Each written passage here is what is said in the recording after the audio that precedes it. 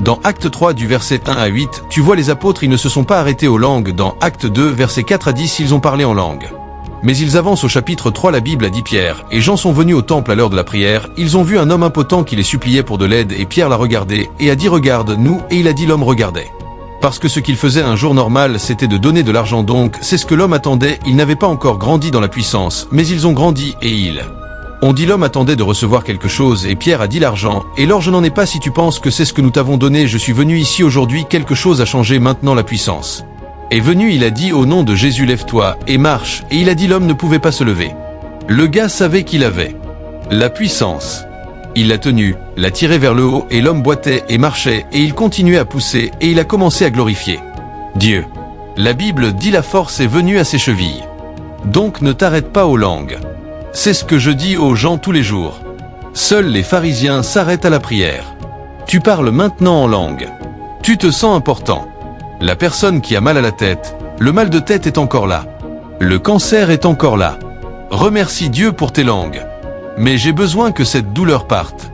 Donc ne tire pas fierté des langues seulement. Tu n'es pas un pharisien qui se vante avec la prière. Mais malheureusement, notre génération s'arrête à la prière et nous nous vantons avec la prière. Quand quelqu'un finit de prier et que son costume est mouillé, il va marcher comme un homme de stature. Il va marcher comme un homme de stature et s'asseoir, et il va agir comme un homme spirituel. Il va regarder en haut. Quand tu vois les Ghanéens, parfois tu t'émerveilles ce que les démons leur disent, quelqu'un a fini de prier, il va s'asseoir faire comme ça. Afin que tu sentes que quelque chose est en train d'arriver, et quelque chose, pendant que s'il était seul il ne ferait pas s'asseoir parce que c'est l'église. Et il sait que les gens regardent. Un ange lui murmure à l'oreille, puisqu'il y a tellement de puissance sur ton corps que tu veux exploser, quelqu'un a le cancer, ici s'il te plaît transmets cette puissance-là. Ne te trompe pas toi-même, monsieur. Grandis. Vois, c'est pourquoi j'enseigne ces choses aux gens. Certains d'entre nous l'avons appris de la manière dure. Nous faisions ces choses. Je les fais. C'est pourquoi je le sais jusqu'à ce que des gens commencent à mourir dans ma famille. Quand quelqu'un est à l'hôpital, mon frère était dans le coma. Les intercesseurs vont venir. Le gars est mort. Donc quand je vois des jeunes qui n'ont pas expérimenté la vie faire ces choses, je les avertis parce que quand le jour de la difficulté viendra, tu te haïras toi-même. Les apôtres ne se sont pas arrêtés aux actes de prière. Il y a ce qu'on appelle les actes des apôtres. Ils ont démontré la puissance d'un endroit à un autre. Donc leur langue a mûri en puissance. Donc quand tu as fini de parler en langue, commence à expérimenter, commence avec le mal de tête. Quand tu migreras du mal de tête, commence avec les os cassés, va aux tumeurs, occupe-toi des circonstances des gens, commence avec les problèmes de stérilité. D'ici l'année prochaine, tu porteras un garçon, va, et attends quand un en viendra, demande, si la personne ne vient pas, ce qui s'est passé, ce sont les choses qui devraient te troubler, parce que tu dois passer des langues à la puissance. Quand tu pries pour quelqu'un, j'ai mal au dos. Quand tu finis de prier, il va dire, attends, viens. Est-ce que la douleur est encore là? Si la douleur est encore là, prie encore. Parce que la raison pour laquelle tu t'es chargé, ce n'est pas pour te sentir bien. C'est pour créer de la puissance. C'est pour générer de la puissance. Si la douleur est là, prie encore. N'as-tu pas lu à propos de Jésus? Il a prié pour un aveugle. Et le gars a dit, je vois les hommes comme des arbres. Il a dit, reviens. Je n'ai pas fait cela pour que tu vois les hommes comme des arbres. Tu dois voir les hommes comme des hommes.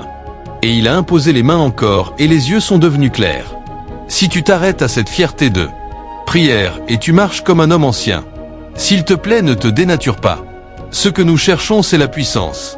Puissance, pas posture. Le monde est trop sombre. Nous cherchons la puissance.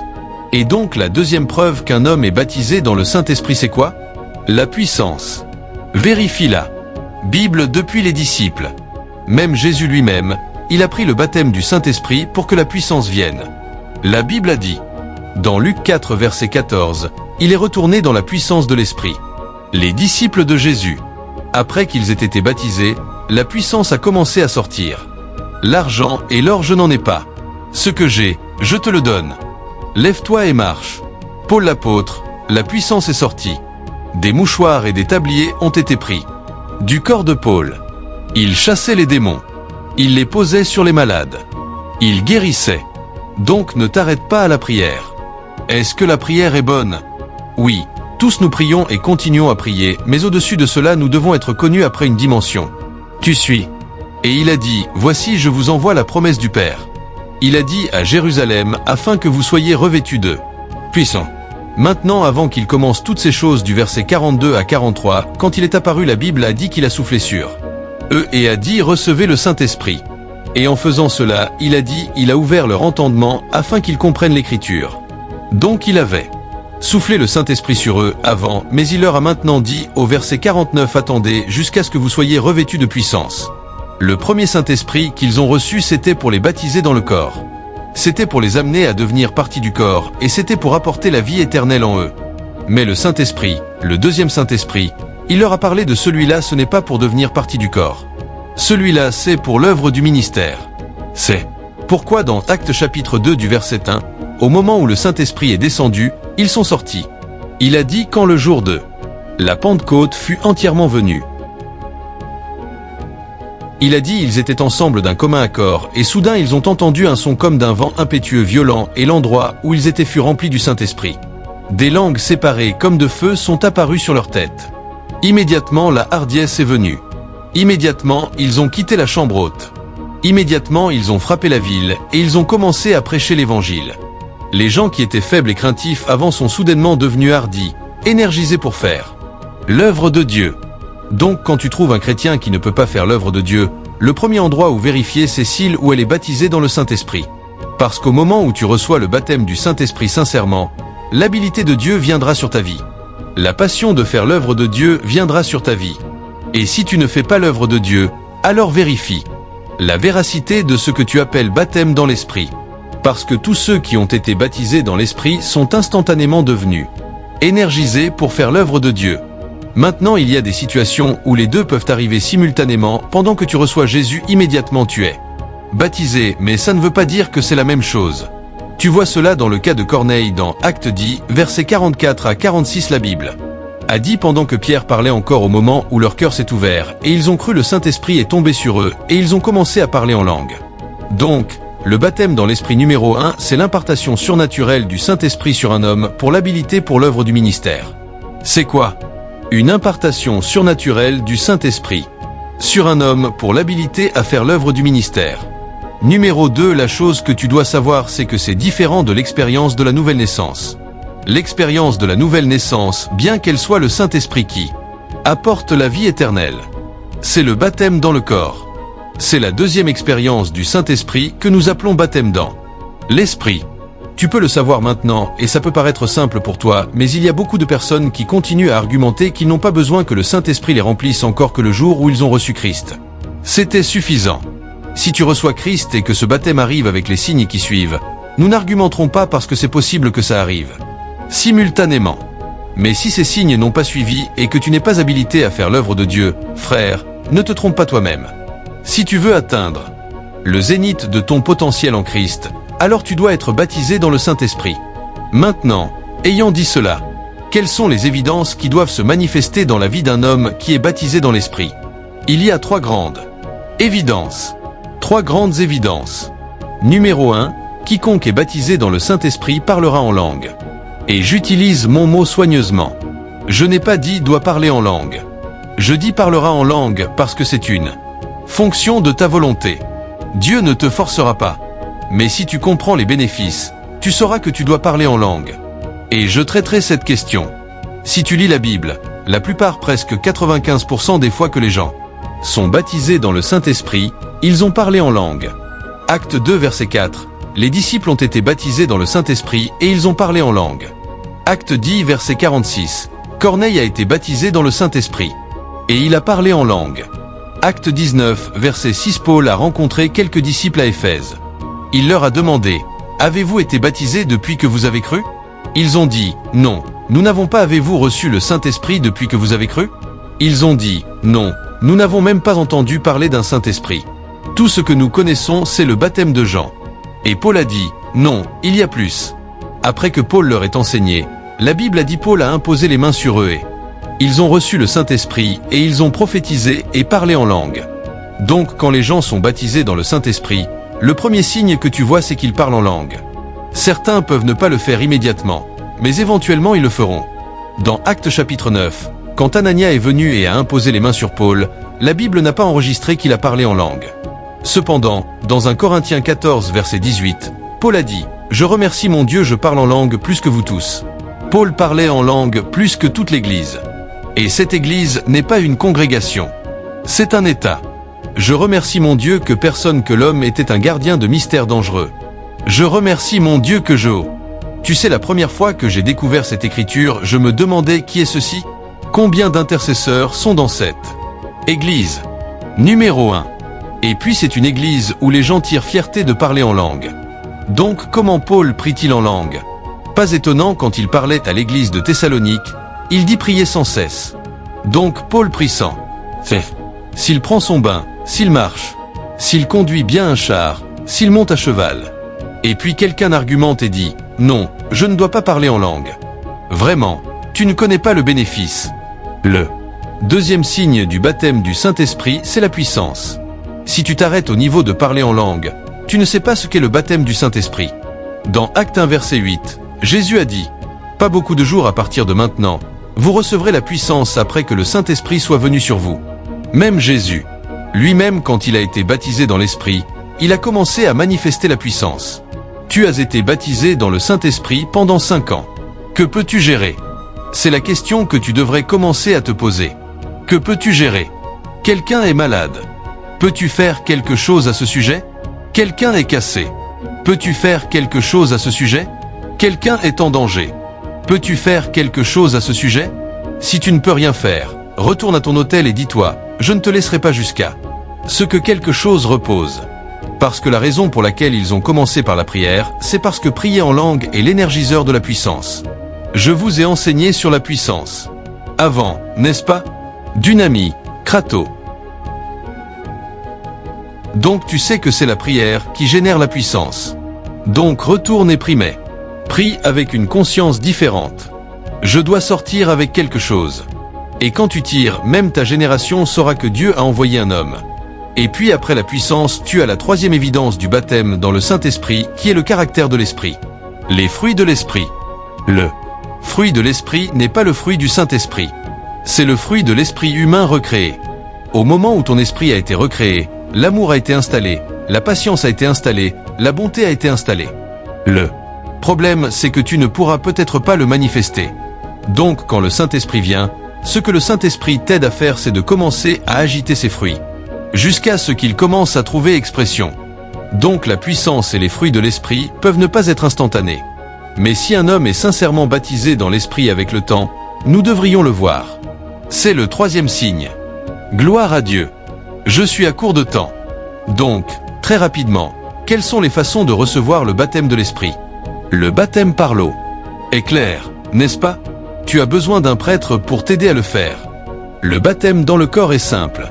Tu as besoin de recevoir l'Évangile et de croire. Quand il s'agit du baptême dans l'Esprit, il y a 4 grandes façons de recevoir le baptême de l'Esprit. Numéro 1, c'est de demander à Dieu. Pour cela, parce que comme je vous l'ai dit, le Saint-Esprit est déjà ici, et c'est un jour que ceux qui croient de leur ventre couleront. Donc tu peux être baptisé dans l'Esprit dans ta chambre. Si tu demandes dans la foi, Dieu le libérera sur toi. Beaucoup de personnes ont été baptisées en demandant à Dieu, « Seigneur, remplis-moi de l'Esprit. Baptise-moi avec l'Esprit. » Et pendant qu'ils continuaient à prier dans la sincérité et dans la foi, ça s'est ouvert. Parce que ceux qui croient de leur ventre, c'est ce qui coule des fleuves d'eau vive. Numéro 2. Comment reçois-tu le baptême dans l'Esprit ? Par l'imposition des mains de ceux qui portent l'Esprit. Acte 19, versets 1 à 6. Les disciples à Éphèse ne savaient pas. Après que Paul leur ait prêché, la Bible a dit qu'il a imposé les mains sur eux et ils ont été remplis du Saint-Esprit. Comment reçois-tu le baptême dans l'Esprit ? Numéro 3. En restant dans une atmosphère où le Saint-Esprit bouge. Acte 10, versets 44 à 46. Pendant que Pierre parlait encore, le Saint-Esprit est tombé sur eux. C'est pourquoi certains d'entre vous sont dans une réunion et puis tu éclates en langue. La main de Dieu vient lourde sur toi. Parce que tu es sous cette ambiance et ton esprit est ouvert. Comment reçois-tu le baptême dans l'Esprit ? Numéro 4. En obéissant à la parole de Dieu. Pierre parlait. Il a dit le Saint-Esprit est le don que Dieu donne à ceux qui lui obéissent. Donc si tu commences à obéir aux ordonnances de Dieu et à les mettre en pratique, même en demandant, bien sûr, Tu sais, c'est un acte d'obéissance, le Saint-Esprit vient sur toi. Ce sont 4 façons simples de recevoir le baptême dans l'Esprit. Très rapidement, quels sont les bénéfices du baptême dans l'Esprit? Numéro 1, il t'apporte l'autonomisation. Acte 1 verset 8, pas. Beaucoup de jours à partir de maintenant, vous recevrez le Saint-Esprit et la puissance. Acte 10 verset 38, comment Dieu a oint Jésus de Nazareth avec le Saint-Esprit et la puissance. Chaque fois que ce baptême a lieu, la puissance est libérée. Numéro 2, quel est le bénéfice de recevoir le Saint-Esprit? Il t'équipe pour le service. Par exemple, les dons de l'Esprit viennent sur ta vie. Il y a beaucoup de personnes qui n'entendront pas ton évangile jusqu'à ce que tu coules dans la parole de connaissance. C'est une habilitation de l'Esprit. Il y a beaucoup de personnes qui n'entendront pas ton évangile jusqu'à ce qu'elles soient guéries de la maladie. C'est une habilitation surnaturelle pour le service. C'est pourquoi il a dit ne bougez pas parce que vous avez lu un livre. Il a dit restez à Jérusalem jusqu'à ce que vous soyez revêtus de puissance. Luc 24 verset 49. Attendez jusqu'à ce que vous soyez revêtus. Chacun d'eux a reçu la puissance. Ils sont sortis avec l'habilitation. Le Saint-Esprit vient pour t'habiller. Même Jésus a reçu l'habilitation. Numéro 4. Pourquoi est-il important d'être baptisé dans l'Esprit? Il t'ouvre à tout le ministère du Saint-Esprit. Et je vous ai enseigné sur le ministère de l'Esprit avant. Numéro 1. Il y a un ministère de révélation. Quand tu parles à partir de la sagesse de Dieu. Numéro 2. Il y a un ministère de transformation de l'Esprit. La raison pour laquelle nous sommes changés ce n'est pas juste parce que nous avons entendu un bon message. C'est parce que pendant que nous entendons, le Saint-Esprit travaille à l'intérieur, nous faisant passer d'un niveau de gloire à un autre.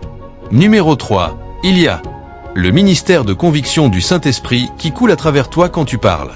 Les cœurs des hommes sont piqués non pas parce que tu cries, parce qu'il y a une piqûre dans ta voix. Quand Pierre a fini, il a dit leurs cœurs ont été piqués et ils ont dit « Oh mes frères, que devons-nous faire ?» Donc toute la totalité du ministère du Saint-Esprit est activée dans ta vie quand tu es baptisé dans le Saint-Esprit. Finalement, quel est le bénéfice de recevoir le baptême de l'Esprit? Il t'ouvre à parler en langue. Parler en langue. Parler en langue. Et chaque croyant doit apprendre à parler en langue et à parler en langue souvent. Parle en langue. Parle en langue. Qu'est-ce que parler en langue? C'est un langage surnaturel ou un langage spirituel que le Saint-Esprit t'habilite à parler. Ce n'est pas un langage que tu apprends. Ce n'est pas un langage que tu copies, mais tu peux le maîtriser pendant que tu continues à grandir. Dans Acte 2 verset 4, il a dit « Ils ont parlé en langue comme l'Esprit leur donnait de s'exprimer. Tous l'ont reçu le même jour, et ils ont tous commencé à parler le même jour. Personne n'est allé à une école pour l'apprendre et personne n'a copié l'autre personne. Le Saint-Esprit leur a donné de s'exprimer, et ils ont commencé à parler en langue et plus tu parles, plus le syllabus augmente. Certains d'entre vous, quand vous avez commencé à parler en langue, vous avez commencé en disant « Kama Kama ». Certaines personnes, c'est Koku Gaga. Si tu entends certaines langues, tu dis quelle partie du royaume de l'esprit cette personne parle-t-elle? Certaines personnes c'est Go Gaga et tu les entends Go Gaga Gaga Gaga. Mais ça a du sens. En fait, quand la fraîcheur de l'esprit vient, ces langues deviennent plus puissantes. Mais tu vois, si tu continues à te donner à cela, après un moment, tu verras que de nouvelles viendront. Les syllabes deviennent plus de syllabes. Syllabes parce que tu auras besoin de beaucoup de syllabes pour différentes expressions dans différents quartiers. J'espère que tu sais qu'en étant assis ici maintenant, si tu es invité à parler à la BBC, tu ne parleras pas de la façon dont tu parles avec ton ami quand tu vois ton ami. Tu dis comment ça va, qu'est-ce qui se passe, j'ai faim, ils m'ont attrapé, je supplie quelque chose à manger. C'est comme ça que tu pénètres cet endroit si tu vas à la BBC et que tu dis qu'est-ce qui se passe qui quand tu vas à la BBC, tu dois entrer dans un autre syllabus. Salutations mesdames et messieurs, je veux juste m'adresser à vous. Très rapidement, tu as besoin de syllabus, tu as besoin de syllabes, tu as besoin de syllabes. Après cela, ça marche dans l'esprit. Et laisse-moi te dire, quand tu commences à faire le business de sacerdoce, tu comprendras la place de l'expression, parce que l'un des pouvoirs d'un prêtre, c'est les syllabes qu'il a. Parce que c'est un lieu de négociation, c'est un lieu de législation, et parfois même dans l'esprit, tu as besoin de syllabes pour parler avec les archanges. Tu as besoin de syllabes pour parler dans le Saint des Saints, tu as besoin de syllabes pour négocier certaines choses afin d'obtenir la faveur là où ça compte. Donc pendant que tu grandis, des alliés viendront. Ces expressions, c'est ce qui te portera à différents niveaux d'autorité. Ce n'est pas partout que tu fais kobo kobo kbo kokbo. Dans certains endroits, tu dois parler comme quelqu'un qui est là depuis un moment. Et tu sais quoi? Pendant que tu négocies, un point arrive. Le roi approuve maintenant cela, et dit cette chose que tu demandes sa libération. Maintenant reçois la liberté d'aller à la guerre. Tu vas passer de maintenant tu vas à la guerre. Tu as besoin de porter une machine lourde.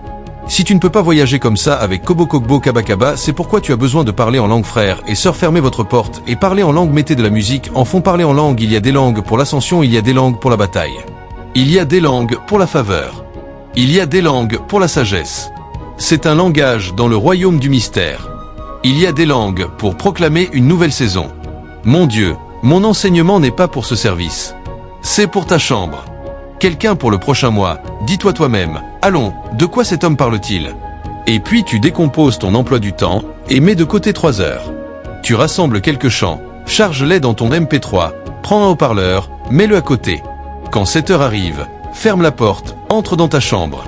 Voyons ce que ce gars dit. Si c'est vrai, pendant que tu pries, tu pries. Tu seras choqué de ce que tu verras. Le 14e jour, tu peux entrer dans cette chambre et découvrir qu'il y a des messagers qui t'attendent. Ils viendront même avant que tu apparaisses. C'est à ce moment que tu connaîtras la merveille dans laquelle nous avons été amenés. Nous ne sommes pas des hommes ordinaires. C'est le monde qui pense que nous sommes les mêmes. Paul sait que nous ne sommes pas les mêmes.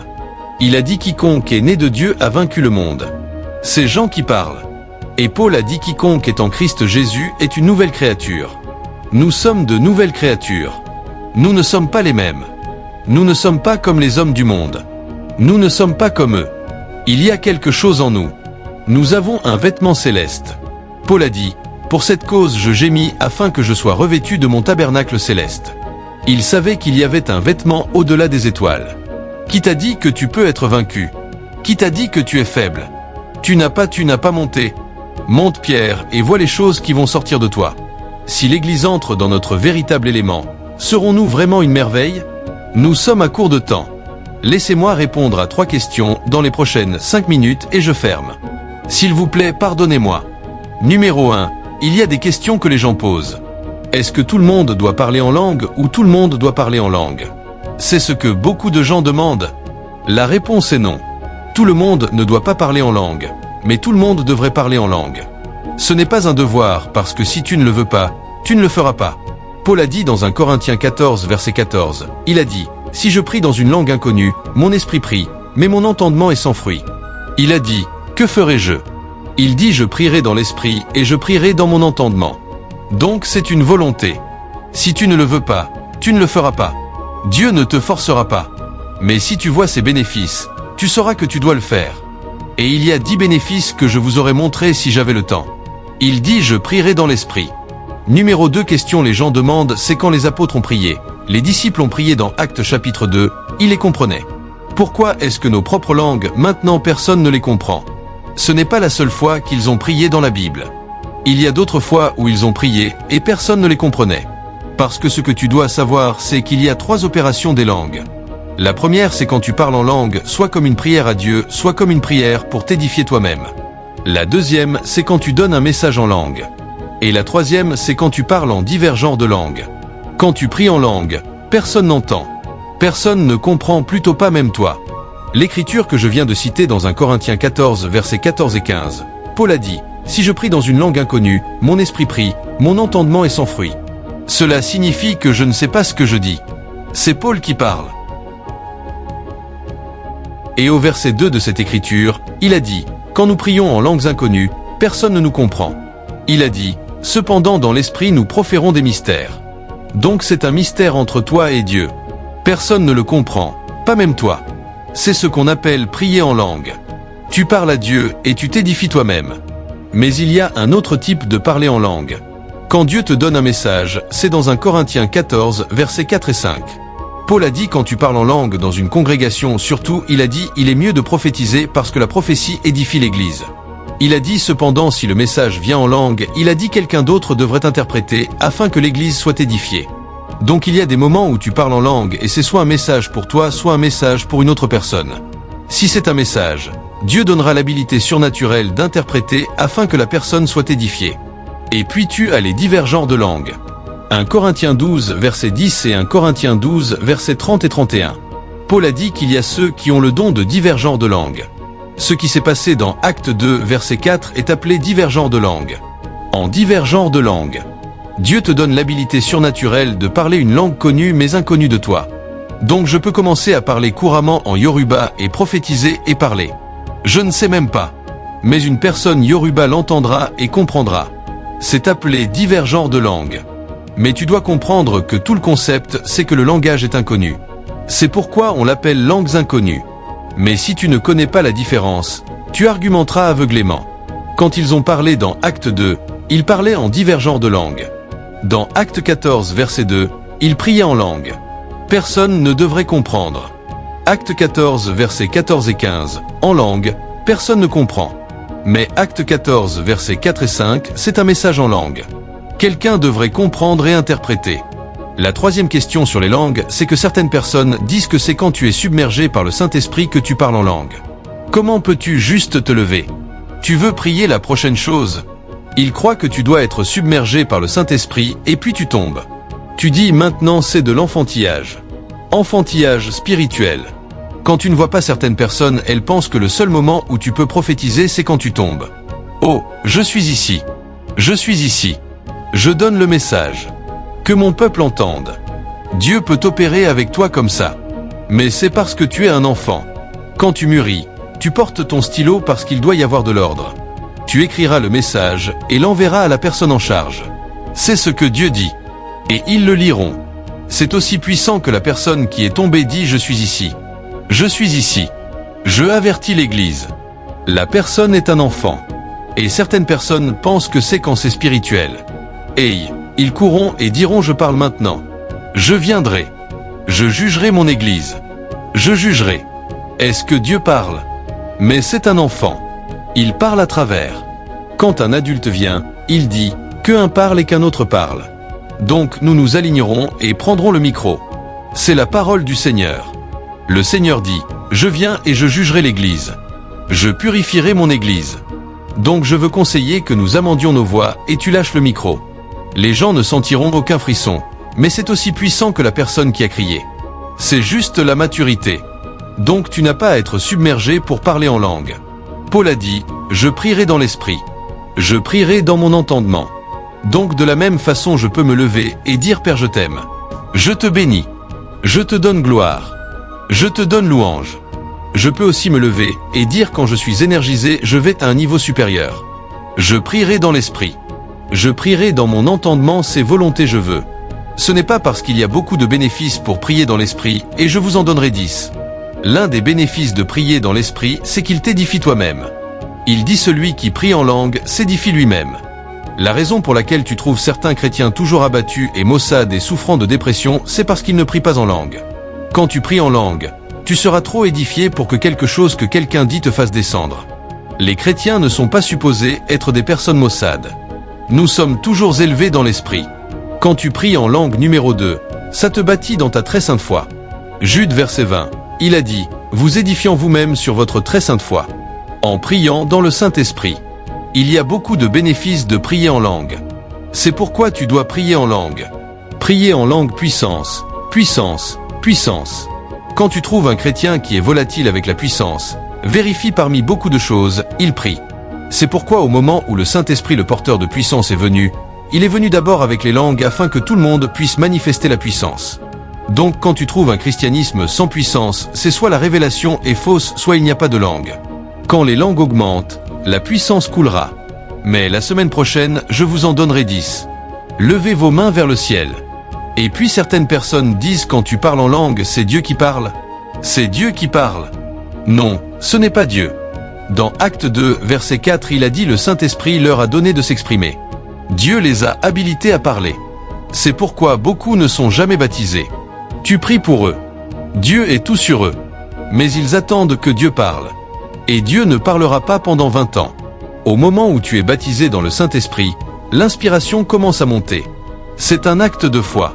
Tu ouvres ta bouche et exerces ta volonté. Autrement, tu ne parleras jamais en langue. Donc beaucoup de personnes attendent que Dieu prie à travers elles. Le seul moment où Dieu prie à travers toi, c'est dans Romains 8, verset 26.